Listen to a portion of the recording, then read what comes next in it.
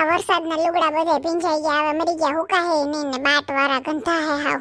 આ જસુડી એટલે લીધા લાગે લુગડા મરી ગયા નથી ભીંજાણા.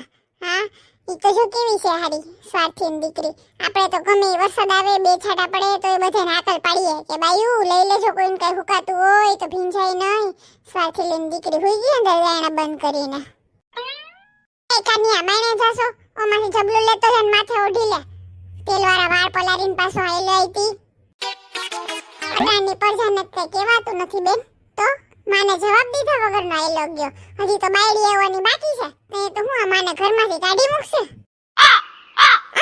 હજી તું એલી પોતા માથે સીધે સીધી દેખાતું નથી એમાં પોતા કરે છે સીધો એલી આ વસ્તીમાં. તું ને ભાઈ બે નવરા નથી થવા દેતા મને આખો દી. તમારા બાપની નોકરાણી થઈને આવી શું ના હતી? એ બે ભાઈ બેન હું બેડ ઉપર ચડીને બેઠા છો. બહાર કેવો વરસાદ આવે છે ને તમે પલળીને આવ્યા. ના ભીના લુગડે ગાદલા ઉપર ના ચડાઈ દીકરાઓ, નીચે ઉતરો. આ ગાદલું બાટની વાસ મારી જાહે.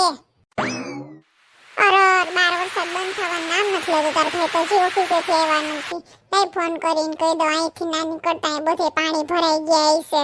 એ હાલો એ મેં ઈ કેવા ફોન કર્યો તો આ ગોકળ બાપાની દુકાન વાળા રોડેથી ના આવતા હામા પુલેથી આવજો. અહીંયા ગોઠણ હામા પાણી ભરાઈ ગયા છે અને કઈ નીકળો છો? વાર લાગશે?